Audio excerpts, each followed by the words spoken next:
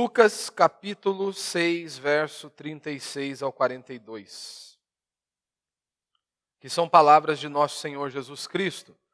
Se você está situado aqui, Mateus, aqui em Lucas, capítulo 6, do verso 17 em diante, nós temos praticamente a mesma descrição, o mesmo relato que nós temos lá em Mateus, do capítulo 5 ao capítulo 7, que é o famoso sermão de nosso Senhor Jesus Cristo, o Sermão da Montanha, que é descrito por Mateus, e nós podemos compreender, inclusive estudamos aqui, do capítulo 5 ao capítulo 7, temos esse sermão de nosso Senhor Jesus Cristo.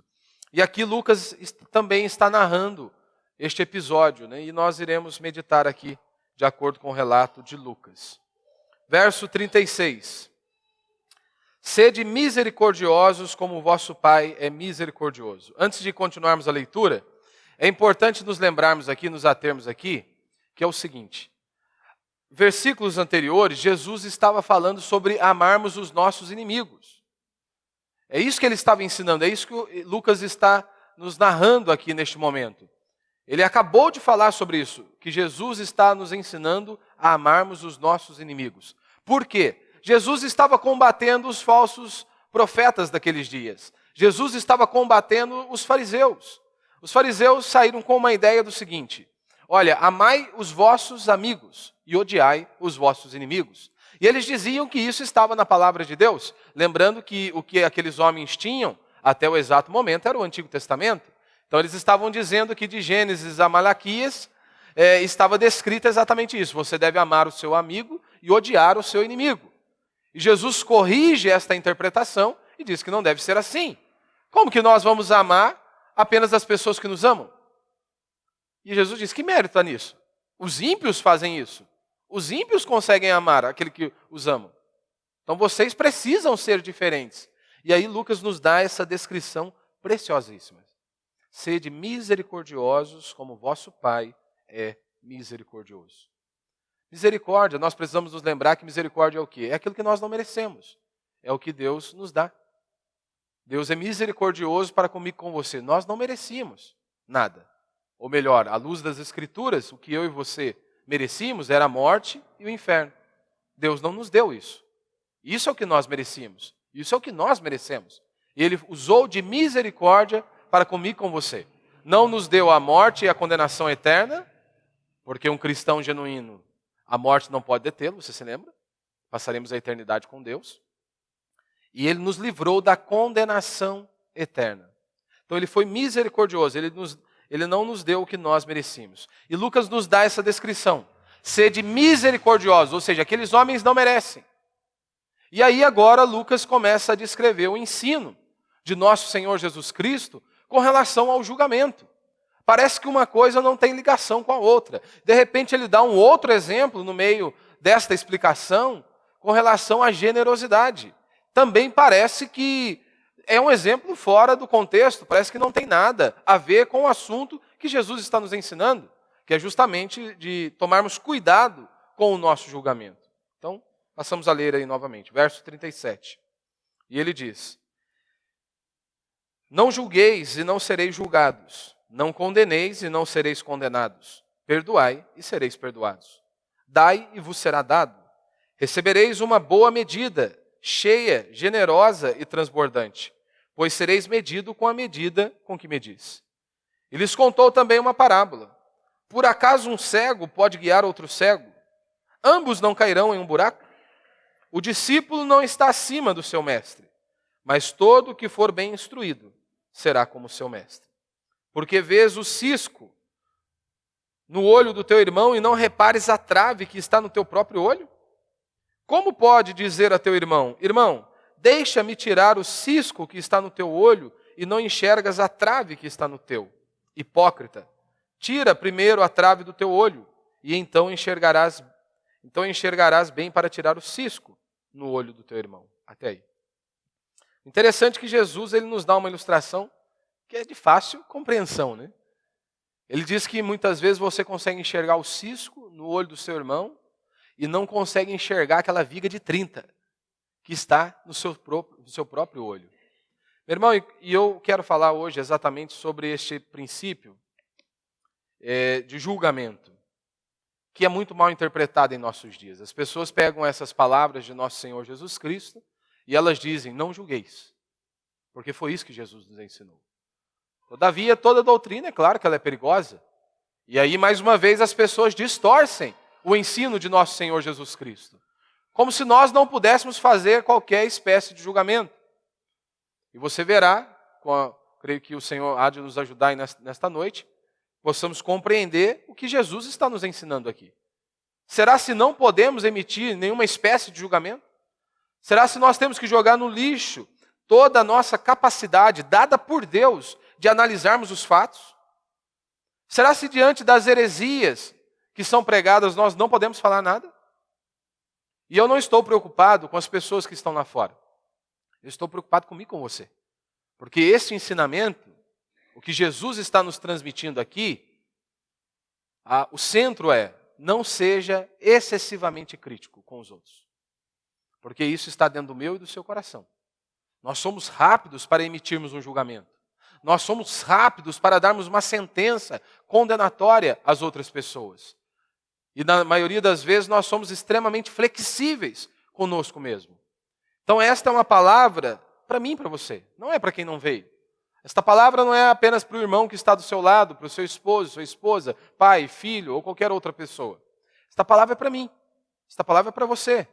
Então você deve pedir a Deus que Ele lhe dê entendimento para que você compreenda esta verdade. Aonde nós precisamos mudar? O que nós precisamos abrir mão e nos submetermos ao nosso Deus? Porque não se engane, meu irmão. Todos nós aqui somos excessivamente críticos. Nós somos muitas vezes implacáveis contra o próximo. E extremamente flexíveis conosco.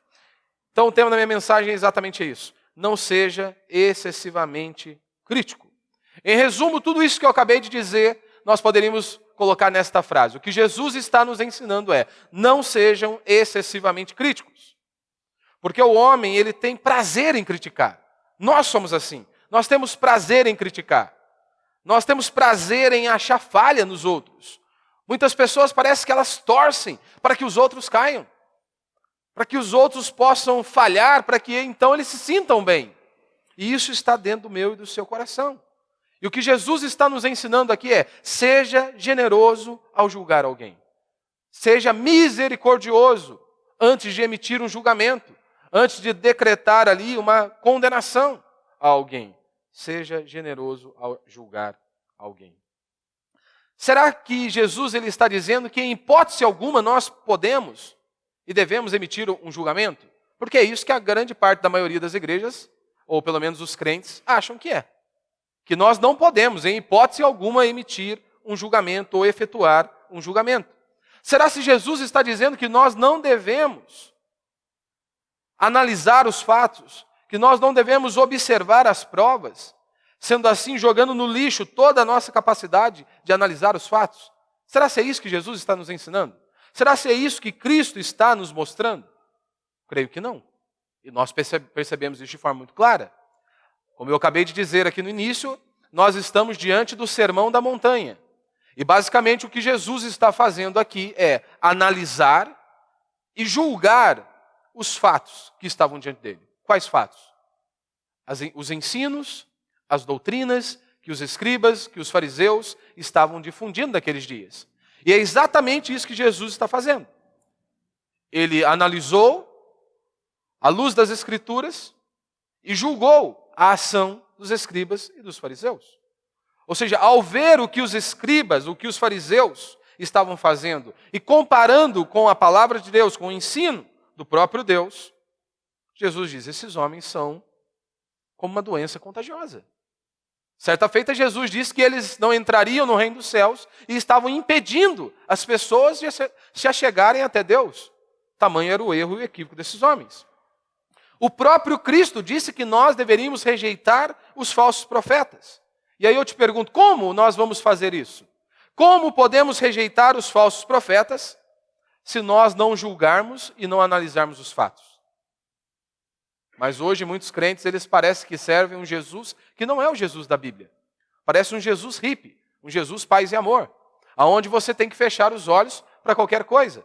E temos que concordar, custe o que custar, mesmo que seja necessário negar, inclusive, a verdade, para que ninguém se sinta constrangido ou para que ninguém se sinta pressionado.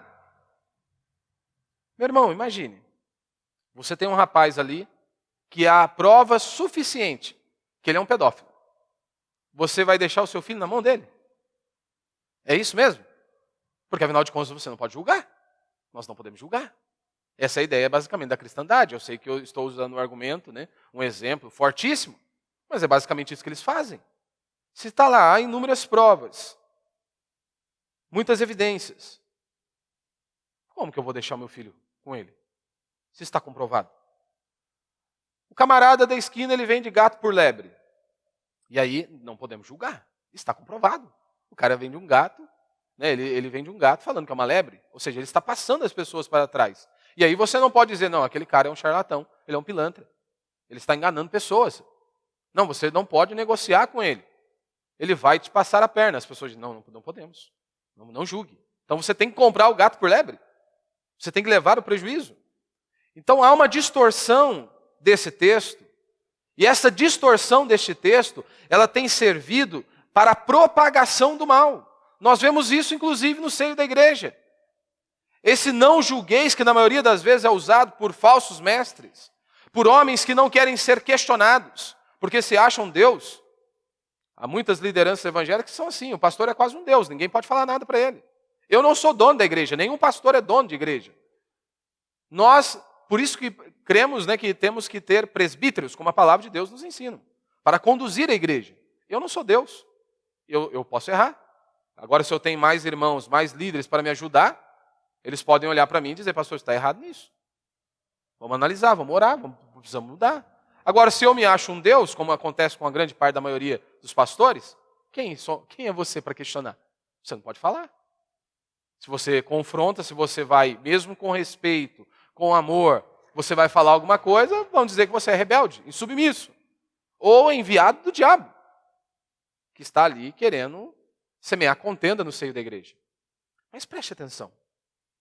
Aí você se levanta e diz, olha, não siga esses homens, porque eles estão difundindo uma heresia. Eles estão fazendo um desserviço em prol do reino de Deus. Eles estão indo contra o reino de Deus. Mas aí, para justificar os seus pecados, eles dizem, não julgueis. Não toqueis no ungido do Senhor.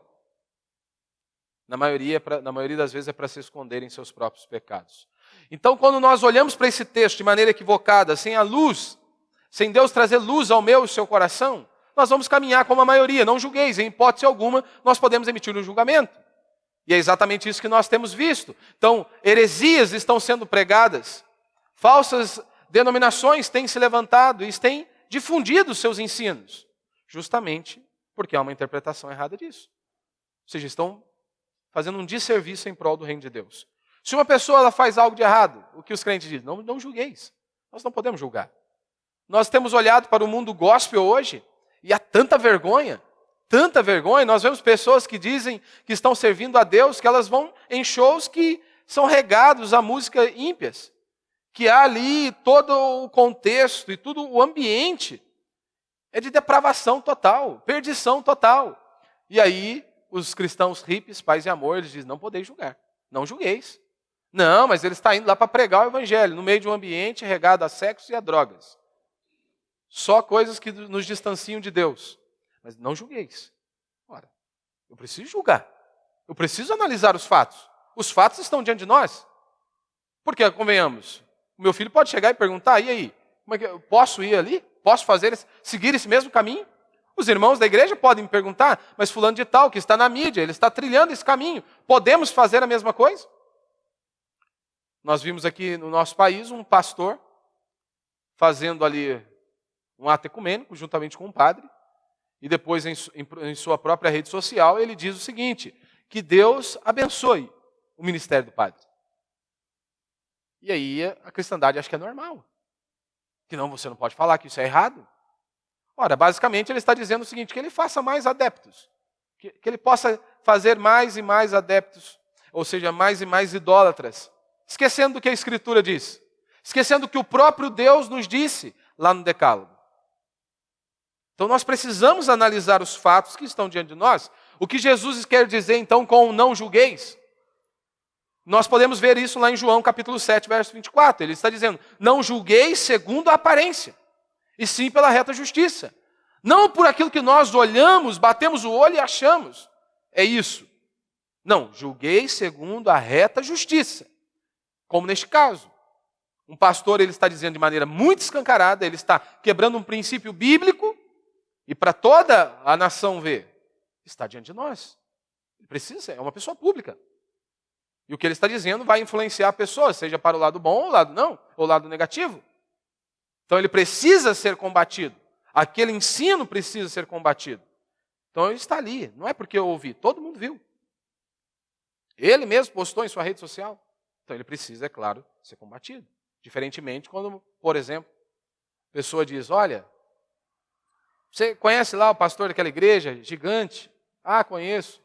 Ah, disseram que ele estava bêbado, que ele estava no bar. E aí você tem que tomar cuidado. Como assim? Primeira coisa que eu pergunto é, quem falou para você?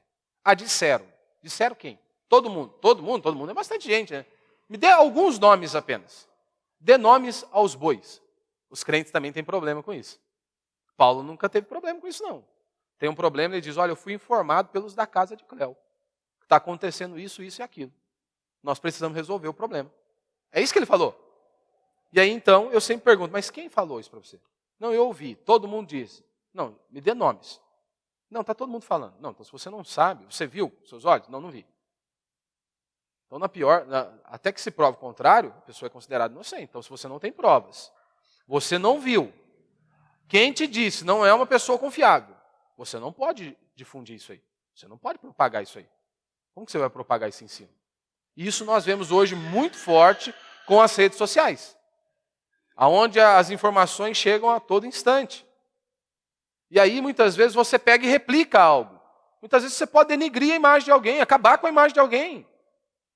Como já disseram, é como se fosse mais ou menos você rasgar os papeizinhos, né? Você rasga uma folha de papel muito pequenininho, né? Um pedacinho muito pequenininho.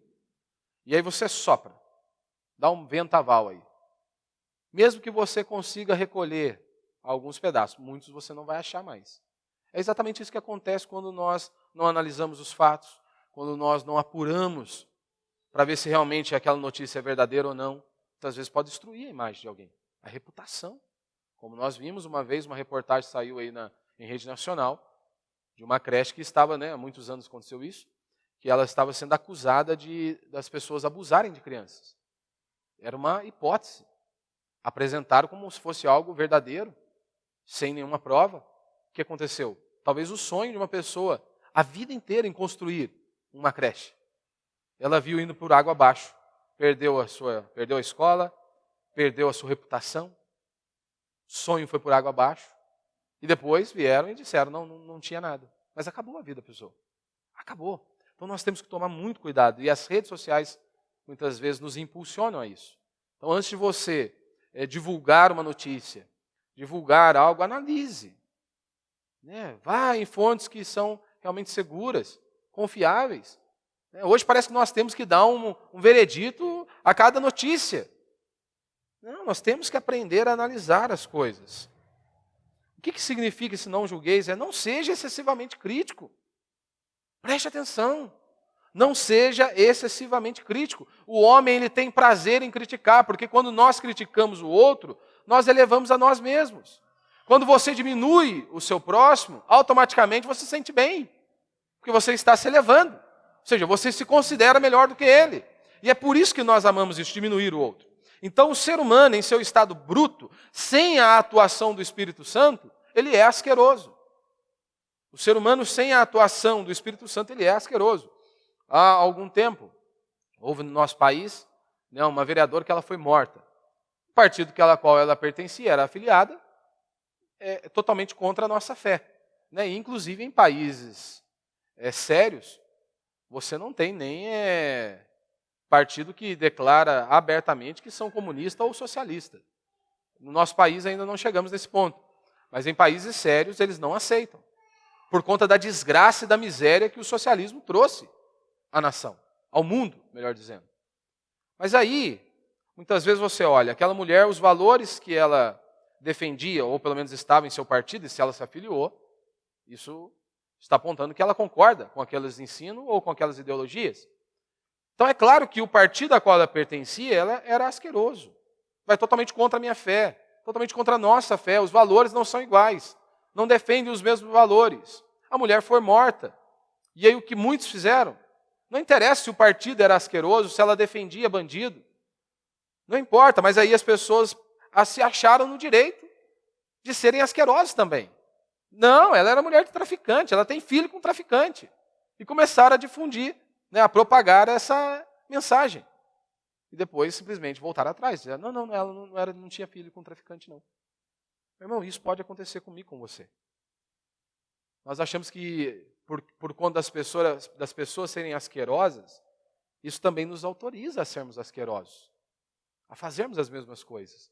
E aí, dentro disso, eu quero citar apenas alguns princípios de maneira rápida. Primeiro, Jesus diz, não julguem para que não sejam julgados.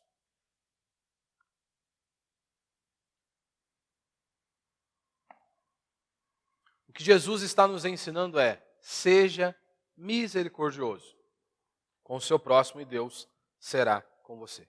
Você lembra daquela parábola que Jesus nos contou? Que um certo homem ele foi perdoado por uma dívida muito grande, ele não tinha condições de pagar, e aí Jesus narrando a história, ele disse que aquele homem foi perdoado. Só que esse homem que tinha uma dívida gigantesca, vamos colocar em R$1 milhão, traduzindo para nós, vai ficar mais fácil o exemplo. Vamos imaginar, esse homem tinha uma dívida de R$1 milhão. Ele foi perdoado. Só que este homem que devia R$1 milhão para você, ele tinha alguém que devia a ele R$1.000. Só que você perdoou a dívida de R$1 milhão. Esperava-se então que ele perdoasse também os R$1.000. E diz que não, que ele foi implacável. E Jesus narra o fim do episódio, Que aquele homem ele foi lançado ali nas trevas até que ele pudesse pagar todo o seu débito. Ou seja, ele não usou de misericórdia, ele recebeu misericórdia e não foi misericordioso. E por isso sofreu as consequências. Nós temos um exemplo nas Escrituras de Amã. Amã é um homem que ele não aceitou a atitude de Mordecai. Mordecai não se prostrou diante de um homem, porque ele só se prostrava diante de Deus. Amã ficou furioso, ele ficou indignado contra isso. E aí então Amã começou a arquitetar tudo contra Mordecai, para que Mordecai fosse enforcado, fosse pendurado numa forca. Amã mandou preparar a forca para Mordecai. De repente Deus vira o cenário. E a forca que Amã havia preparado para Mordecai, Amã agora está sendo pendurado naquela forca que ele havia feito para Mordecai. O que Deus está nos mostrando é, veja o grau de generosidade que você usará com os outros, será o mesmo que será utilizado para você. Segundo ponto que nós vemos aqui, Jesus está nos ensinando é, seja generoso, verso 38, dai e vos será dado, recebereis uma boa medida, cheia, generosa e transbordante, pois sereis medido com a mesma medida que medis. Hoje, para nós é tudo muito mais prático. Hoje você vai ao supermercado, já tem lá o pacotinho de feijão, de arroz, seja de 1 quilo, 5 quilos, o arroz tem de 1 quilo, 5 quilos. É muito mais fácil, já vai na prateleira e pega o pacotinho. Antigamente, ou até hoje mesmo, se você vai a uma casa que tem produto natural, ou onde vende arroz, feijão, aqui em Lorena eu não conheço, mas lá em Guará é o Mercadão. No Mercadão tem umas bancas lá ao redor, e aí você acha as vendinhas, Vendinha, daí você compra lá o kit de feijão, arroz, qualquer coisinha você vai encontrar lá. Basicamente, o cenário que nós estamos aqui, está diante de nós é o seguinte. Se você já foi a essas vendas, como é que era lá? O cara ia com a conchinha, Aí ele vai enchendo o saquinho, você pediu 1 quilo. Pá. Aí ele dá uma sacudidinha, Às vezes, se for algo volumoso, dá uma sacudidinha para sentar. Dá mais uma batidinha para caber mais um pouquinho. Essa é a ideia aqui. Essa é a ideia, Tipo o pipoqueiro lá da praça.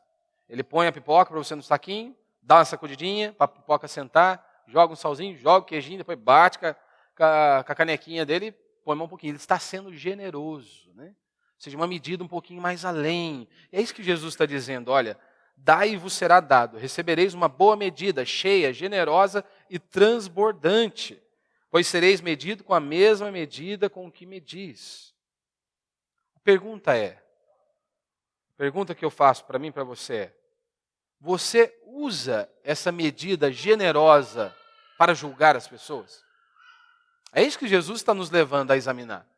Qual a medida que nós utilizamos para analisar e julgar os outros? O que Jesus está nos ensinando aqui é, aperta mais um pouquinho, que cabe um pouco de misericórdia aí sim. Dá uma apertadinha, dá uma sacudidinha, que com certeza caberá um pouco mais de misericórdia aí. E quando eu digo isso, que você deve usar de misericórdia, significa então que nós vamos aplaudir a injustiça? De maneira nenhuma. Nós não podemos aplaudir a injustiça. Se alguém está errado, se alguém cometeu um crime, ele precisa ser punido. É dessa maneira que as Escrituras nos ensinam. Deus é assim. Deus ele não fecha os olhos para a maldade humana. Só que hoje há um ensino em nosso país que muitas vezes o vagabundo ele é a vítima, né? Ele é a vítima. Se você se lembra, né? Uma vez um médico estava andando ali, acho que com uma bicicleta, né? A bicicleta era muito cara. E aí então o indivíduo ele se achou no direito, o vagabundo se achou no direito de matar o cara. E aí todo mundo disse, ele é uma vítima. O médico não era vítima, o médico era o opressor. Por que ele estava andando com uma bicicleta tão cara se o outro não tinha dinheiro para andar? Então ele tinha que ser morto. Era exatamente isso que a mídia estava dizendo. É o que nós vemos em nosso país. Que o cara é vítima da sociedade. A Bíblia não nos trata de vítima. E isso é tão perigoso que até mesmo para você se prostrar diante do Senhor, isso te complica. Porque se você se enxerga como uma vítima, não há encontro com o Evangelho. Porque a boa notícia, ela vem de encontro a nós e ela nos mostra o quão pecadores nós somos. O Evangelho começa com essa atitude. Eu sou podre, eu sou depravado, corrompido, da planta dos pés ao alto da cabeça. Eu preciso de um Deus, eu preciso de um Salvador. Ou seja, eu transgredi a lei de Deus. Essa é a mensagem. Então este falso ensino que é difundido no nosso país, né? Isso é uma praga, não é isso que a Bíblia está chamando de misericórdia. Isaías vai nos dizer, olha, se vocês chamam de mal, chamam de bem aquilo que é mal, isso é injustiça, vocês não podem ser assim. É o que nós vemos lá em Isaías capítulo 5. Se vocês chamam as trevas de luz, isso é injustiça. Vocês não podem aceitar. Então como chamaremos um criminoso de vítima? Vítima é o que sofreu. Ele é a vítima. Não o criminoso é uma vítima. Mas infelizmente em nosso país isso tem uma força gigantesca. As pessoas conseguem inverter o lado. Elas conseguem inverter as coisas. Então se nós temos certeza, os fatos estão diante de nós. Não há o porquê dizer, não temos. Não. Agora, se você não tem certeza, e você efetua um julgamento antecipado, isso é maligno. Isso é maligno. As provas estão ali, as evidências estão ali. Ótimo, ok. Mas Jesus está nos advertindo, tomem cuidado com o julgamento que vocês emitem. Se vocês não têm provas o suficiente, na nossa lei é assim, né? Até que se prove o contrário, a pessoa é considerada inocente. Então, se as provas estão ali, as evidências estão ali, acabou. Como, por exemplo, um pastor, ele convida alguém para pregar, isso aconteceu na minha cidade lá, na nossa cidade lá em Guará, e aí o rapaz que veio, o pregador da noite, né, conhecido do pastor, chegou, começou a encher linguiça ali, começou a dar uma entonada na voz para parecer que o poder de Deus estava chegando, e aí ele disse o seguinte, Deus está dizendo que os irmãos vão pagar o casamento da filha do pastor. Aí fica fácil, né? Imagina, você trabalhar para pagar o casamento da filha do pastor. Olha a loucura. E na noite ali arrecadaram muito dinheiro, mais de 20 mil reais, se não me falha a memória, para aquele episódio. Olha o problema. Se o pastor fosse uma pessoa honesta, primeiro, se eu chamo alguém para pregar, eu já tenho que conhecer. Mas mesmo assim, vai que eu chame aqui. Por exemplo, aqui eu e o Elvis que revezamos. Vai que um dia o Elvis me solta uma pérola dessa, que Deus mandou ele falar alguma coisa aqui. Eu tenho que pegar o microfone depois e falar, não, esquece isso aí que o Elvis falou. Esquece isso aí, não é de Deus não, pode parar, não vai ter isso aqui não. Porque se eu fico quieto, as pessoas podem achar que eu combinei com o Elvis. Né? Podem achar, o pastor combinou com o Elvis ali para ver se levanta uma grana aí. E foi exatamente isso que aconteceu. Ele simplesmente não falou nada, ficou quieto. Isso está errado? Não pode? Como? A igreja vai pagar o casamento do filho do pastor? Que loucura! Mas as pessoas acham a coisa mais natural. As pessoas acham a coisa mais normal. Meus irmãos, então se você, né, e outro episódio, né, ilustrando 2 pontos aqui. Esse que está evidente, mas um outro. Né, hoje nós temos muitas conferências, né? E aí há um custo para isso. A melhor hipótese seria ser de graça, com certeza. Mas você imagina, se não é diferente do culto. O culto é de graça, é público. Né? O culto público, né? Não que o prédio seja público, né? O prédio nós pagamos aluguel, tem água, tem luz, tem imposto, tem tudo. Mas o culto é público, aberto a todas as pessoas. Você não cobra para você ouvir a mensagem do Evangelho. Não tem isso, né? Mas uma conferência, na maioria das vezes, não é realizada no mesmo prédio. Você precisa alugar um salão, ou um hotel, alguma coisa assim. E há muitos custos para isso, né? E aí, normalmente, você olha lá, a pessoa, ela nem conhece muitas vezes o ministério, nem sabe se há ali um compromisso mesmo com a verdade, o que eles fazem com aquilo. Eles nem sabem o custo que tem. Né? E aí, às vezes, você traz pessoas do país inteiro, inclusive, muitas vezes, de fora. Né? E se você levanta um custo, né, uma vez, preparando para nós irmos a uma conferência, e aí, acho que o custo na época, acho que era uns R$200, 250. Mas havia muitas pessoas que vinham de fora. Só os custos ali, com passagens, acho que dava mais de R$30 mil. E aí, é claro, eram homens que poderiam agregar aos líderes, aos pastores, que eram instrumentos de Deus. E aí, então, você tem um custo, tem todo o trabalho, sem dúvida alguma. E aí, muitas pessoas já começavam a criticar. Bando de ladrão, bando de safado. Se fosse de graça, eu iria. Mas olha o problema, imagine.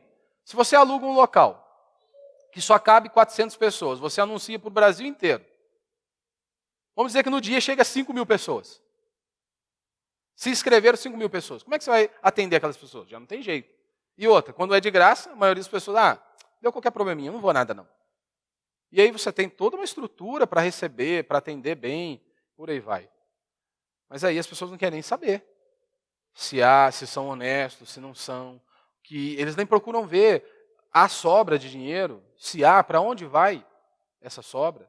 Porque, meu irmão, nós precisamos nos lembrar que na igreja, todo dinheiro que entra, ele deve ser voluntário. Pois se passar disso é comércio. Aí você tem que sair fora. A Bíblia proíbe isso. Dinheiro, se você é obrigado a contribuir, é forçado, isso é comércio. Não existe isso de pastor cobrar para pregar. Embora acabou se tornando normal, né? As pessoas acham que é normal. Uma coisa é você ajudar a pessoa com o gasto que ela tem. Às vezes se desloca de uma cidade para outra, tem um combustível, tem tudo. Você ajudar com o auxílio ali para a pessoa. Isso é bíblico. Agora a pessoa cobrar, não, eu cobro X. Há pastores que negociam a entrada.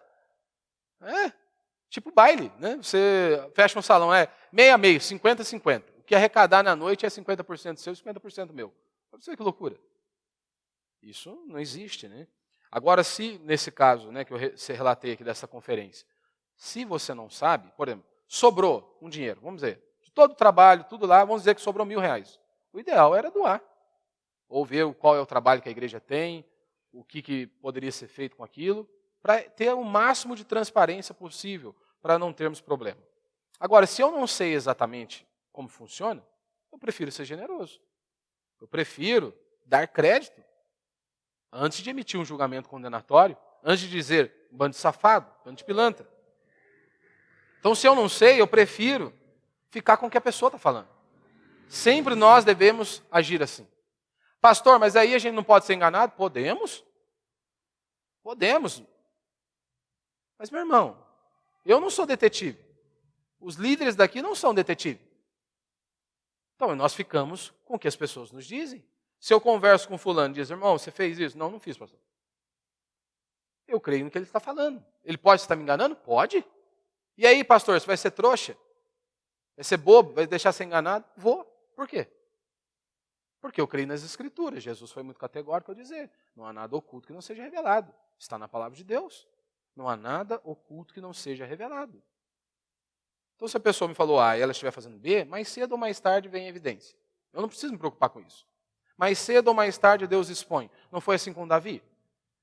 Davi está ocultando o seu pecado. De repente, todo mundo está sabendo do seu pecado. Então, é preferível, né? É melhor você ser enganado e ter amigos e poder contar com pessoas. E é claro, muitas vezes algumas delas vão nos frustrar, como nós também muitas vezes frustramos as pessoas. Porque nós não somos perfeitos, você não é perfeito, eu não sou perfeito. Então, se nós andamos juntos, é claro que nós vamos ter algum atrito. Mas muitas vezes nós queremos exigir perfeição dos outros, perfeição essa que nós não temos. Mas exigimos que a esposa seja perfeita, ou que o marido seja perfeito, que o filho seja perfeito, sendo que nós não somos. Jesus está nos ensinando, sejam misericordiosos. Então eu prefiro, né, ser enganado e ter amigos do que ser aquele espertalhão que vai morrer sozinho, que não tem ninguém ao lado dele. Então não se preocupe, fique com o que a pessoa está dizendo. Se ela diz que é A, é A. Descansa em Deus. Se for B, mais cedo ou mais tarde Deus vai trazer à tona e Deus vai cuidar de você. Deus vai cuidar de você. Não precisa se preocupar, não. Às vezes é comum, né? A pessoa está achando, acho que minha esposa está me traindo, o marido está traindo. Você não tem evidência nenhuma, não tem nada nas suas mãos. É o que você acha. Ora, dobre-se diante de Deus, ore a Deus, busque a Deus. Pode ter certeza, se estiver mentindo, se estiver fazendo algo errado, Deus vai colocar no outdoor para todo mundo ver. Porque Deus, ele é misericordioso, ele nos dá a oportunidade para que possamos nos arrepender dos nossos pecados. Mas se continuamos duros em nossos pecados, ele põe no outdoor. É isso que ele faz. Deixa muito claro. E até isso é misericórdia de Deus. Nos quebrando para que nós possamos nos arrepender e voltar para o caminho. Olha para você ver como que Deus é tão misericordioso conosco. Outro exemplo. A pessoa te diz algo. Muitas vezes com uma tonalidade de voz. Muitas vezes com um semblante mais fechado. E aí você não compreende muito o que ela está dizendo. Ao invés de você chegar e perguntar, irmão, o que você quis dizer com isso aqui? Você guarda aquilo no seu coração. Aí às vezes você vai falar para o outro, para terceiro, pessoa que não tem nada a ver com aquilo. Você está errado. Você está pecando se fizer isso. Se a pessoa falou algo, você não entendeu, ou você acha que tem algum problema ali, o caminho que você deve fazer é chegar e perguntar, irmão, aconteceu alguma coisa? Eu te fiz alguma coisa? Porque nós somos assim, crente é assim. O crente ele tem que aprender a falar, a conversar. No casamento, né? Por exemplo, está lá na sua casa. Mulher, às vezes, não está muito boa. Você já também não está muito bom. Mulher fala um pouquinho mais duro. Aí você já quer gritar também, já quer ficar bravo também. O que você quis dizer com isso aí? Ora, antes de você emitir já um julgamento, chega e pergunta, conversa. Aconteceu alguma coisa? Por que você está nervosa desse jeito? Qual que é o problema? O que está acontecendo? Mulher, você sabe, né, irmão? Mulher, você não pode chegar em casa e perguntar para ela o que você fez hoje. Se perguntar para a mulher o que você fez hoje, é doído. Você vai arrumar para a sua cabeça. Chega e já observa tudo que tem ali, tudo que já foi feito. Se você perguntar o que você fez hoje, ela já vai... Está achando que não fiz nada? Está achando que fiquei o dia inteiro sentada? É assim que funciona. Então, pergunta. Terceiro ponto que nós vemos aqui. Aprenda com os mestres corretos. Não é? Jesus está dizendo no verso 39. E contou-lhes também uma parábola. Por acaso um cego pode guiar outro cego? Ambos não cairão em um buraco? E Jesus diz muito claro, verso 40. O discípulo não está acima do seu mestre. Mas todo que for bem instruído será como seu mestre. Ou seja, os mestres fariseus ensinavam o seguinte: amai os vossos amigos, ou seja, ame o seu próximo e odeie o seu inimigo. E as pessoas cultivavam ódio em seus corações. Tanto que era isso que era difundido. Vou cuidar do meu próximo, meu inimigo que se lasque. Jesus disse, não, assim, o que vocês ganham com isso? Até os ímpios são assim. Qual é o mérito que há em amar o próximo? Que mérito há em você amar aquela pessoa que te ama? Nenhum. Muito difícil. Agora aquela pessoa que toda hora pisa no seu calo. Aí é difícil. Então Jesus está dizendo, você não vai ser maior do que o seu mestre. Não tem como o discípulo ser maior do que o seu mestre. Aí a pergunta que eu te faço é, quem é o seu mestre? Quem é o seu Senhor? É Cristo. Porque se Ele for de fato o seu Senhor, aí você pode ter certeza. Nele nós vemos que Ele é misericordioso, Ele é gracioso, Ele tem paciência conosco, porque afinal de contas todos os dias nós transgredimos os seus mandamentos. Quantas e quantas vezes Deus é misericordioso e paciencioso comigo e com você? Nós sabemos, está aqui nas Escrituras, eu devo proceder assim. E quantas vezes no dia, muitas vezes, nós falhamos. Se Deus fosse ser implacável comigo e com você, nós seríamos fulminados. Se Deus fulminasse você no primeiro erro, no segundo ou no terceiro, nenhum de nós estaríamos aqui.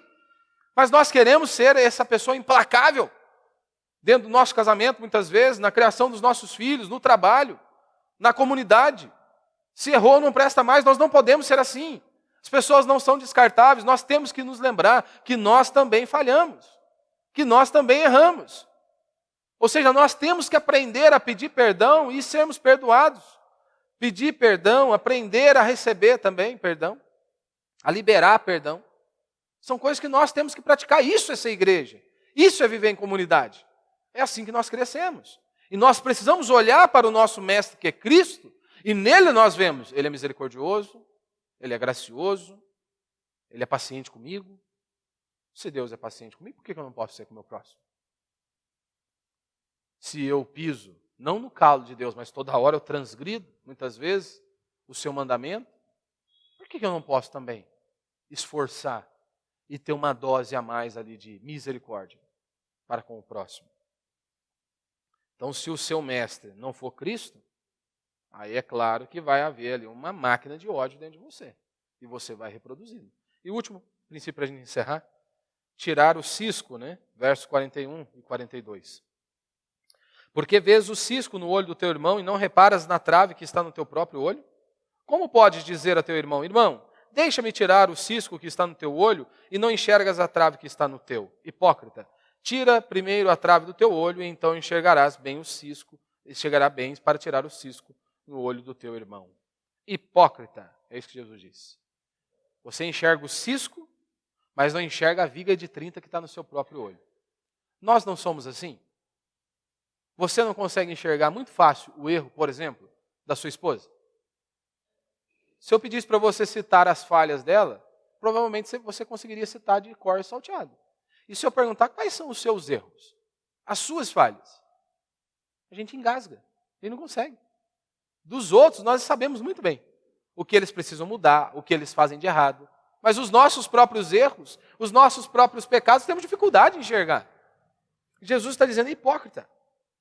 E muitas vezes a gente acha que hipócrita é simplesmente aquela pessoa que diz algo e ela faz o mesmo. Ela condena uma atitude, mas ela faz o mesmo. Não é simplesmente isso. Não é aquela pessoa que simplesmente ela te critica porque você roubou uma maçã, mas ela também roubou uma maçã. Não é apenas isso. É aquela pessoa que ela critica algo, te critica por algo, contudo ela faz algo ligeiramente diferente, mas que em essência é a mesma coisa. Isso é um hipócrita também. Exemplo, para ficar prático para nós, Davi, o homem segundo o coração de Deus. Você se lembra? Davi, o homem segundo o coração de Deus, mentiu, adulterou, matou. Um homem frio, sanguinário, calculista. Um homem cometeu uma atrocidade gigantesca. Davi não enxergou o seu pecado. Até que o profeta vem diante dele, faz uma ilustração e diz o seguinte: Davi, aconteceu um episódio, e resumindo a história. Olha, um homem, ele pegou a única ovelhinha que um outro tinha. Esse homem poderoso, ele tinha muitas ovelhas. Mas ele decidiu pegar a única ovelhinha que o seu vizinho tinha. Davi, na hora, emitiu o julgamento. Esse homem deve ser morto. Esse homem não vale nada. Deve ser morto. O profeta olha para ele e diz: Davi, tu és o homem. Você não roubou uma ovelha. Você roubou a única mulher que Urias tinha. Foi isso que você fez. Você viu? O homem segundo o coração de Deus emitiu um julgamento rápido, uma sentença rápida, para algo que era assim, ligeiramente diferente, mas em essência era a mesma coisa. Ele bateu o martelo. Então nós temos que combater o espírito excessivamente crítico que está dentro de nós. Temos que combater isso. Ou seja, quer ser duro? Seja mais duro consigo mesmo. Seja mais duro com você mesmo do que com os outros. Comigo, eu tenho que cobrar muito. Me cobro e tenho que me cobrar. Agora, com o outro, eu busco exercer misericórdia. A ser mais compassivo. Mas muitas vezes a gente quer inverter. A gente é extremamente duro e inflexível com os outros. E extremamente flexível com a gente. Exemplo? Fácil. Quando você chega atrasado em algum lugar, o que aconteceu? Um imprevisto. Tive um imprevisto. Aconteceu um probleminha, tive um imprevisto. O outro chegou atrasado. Sem compromisso, sem vergonha. Não tem compromisso com nada, a gente tem que ficar esperando. Você, no trabalho, O patrão precisou de uma ajuda, fazer uma horinha extra, alguma coisa do tipo, um auxílio, você está lá porque você é um funcionário empenhado, quer ajudar a empresa, o crescimento da empresa. O outro fez hora extra, está dando uma mão para o patrão, o que você fala? Puxa saco, está querendo subir nas costas de todo mundo aí. Mas nós somos extremamente flexíveis conosco, com os outros somos extremamente inflexível. O exemplo que Jesus está dando aqui é, meu irmão, para alguém enxergar um cisco, significa que o cara está procurando defeito. Ora, as pessoas queriam achar defeito até em Cristo. Você se lembra de João Batista? João Batista, por conta de todo o episódio que ele estava vivendo, ele fala assim, envia os discípulos e manda perguntar para Jesus se ele é o Cristo ou nós havemos de esperar outro. Se ele é o Messias ou havemos de esperar outro. O próprio João havia testemunhado acerca de Cristo. Eis o Cordeiro de Deus que tira o pecado do mundo. Ele sabia que Jesus era o Messias. Mas por conta de toda a angústia que ele estava enfrentando, ele quis olhar para Cristo e indagar a Cristo. E Jesus disse, olha, bem-aventurado aquele que não olha para mim e vê uma pedra de tropeço aqui. Ou seja, até em Cristo eles queriam achar. Você consegue notar a ilustração? Uma viga de 30. Né? Viga de 30, aquele pranchão assim.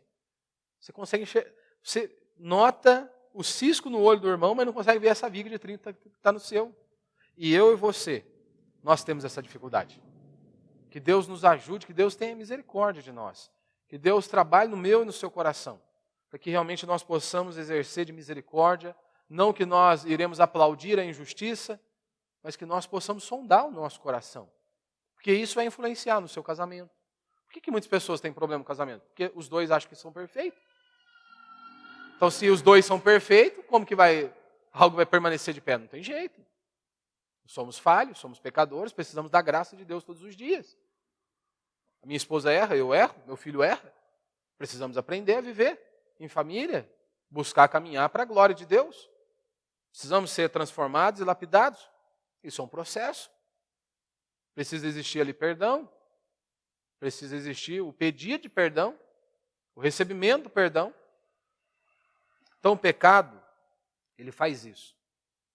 Ele nos dá um olho biônico para as falhas alheias. Mas ele cega os nossos próprios olhos. Mesmo que os nossos pecados sejam gigantescos. Mas o pecado faz isso. Nos dá um olho biônico para enxergar o errinho do outro. Mas nos cega totalmente para enxergarmos os nossos próprios pecados, mesmo que eles sejam gigantes. Então lembre-se de Davi. Davi é implacável porque ele disse, esse homem merece morrer porque ele roubou uma ovelha. Sendo que ele mesmo não tinha roubado uma ovelha. Ele roubou a única mulher de Urias. Então nós temos que aprender. Não estamos dizendo que nós vamos tolerar pecado. Não, mas a gente precisa ser misericordioso. Há muitas coisas, por exemplo, dentro da igreja, dentro da comunidade. Cada dia pessoas se achegam. Nós temos que ter paciência. Eles têm que ter paciência conosco. É assim. Ninguém vem pronto. E nós precisamos ter amor, paixão, misericórdia. E todos nós temos que fazer parte deste processo. Não é apenas o líder, não é apenas o pastor. A Escritura vai nos mostrar, olha, aquelas irmãs mais maduras, elas devem ajudar as mais novas. Devem auxiliar. Ou seja, na obra de Deus, todo mundo trabalha. Todo mundo está envolvido. Todo mundo tem que desejar ser esse canal da bênção de Deus, para que no fundo, no último ponto, todos nós possamos glorificar a Deus, sejamos transformados e vivamos para a glória dEle. Então que essa mensagem fique para mim e para você. A minha preocupação é comigo e com você. Eu estou preocupado com quem está lá fora. Estou preocupado comigo e com você. Como nós temos sido? Somos rápidos para emitir um julgamento? Para decretar algo ali, uma condenação ao outro? Ou nós usamos de misericórdia? Porque isso vai influenciar em todos os seus relacionamentos, seja na igreja, sua vida pessoal ou profissional. E se nós não perdoamos, se nós somos implacáveis, acabaremos ficando sozinhos. E lembre-se, você recebe da misericórdia de Deus todos os dias. Nós somos os que mais transgredimos. E Deus nos mostra diariamente o quanto que Ele é misericordioso e paciencioso com cada um de nós.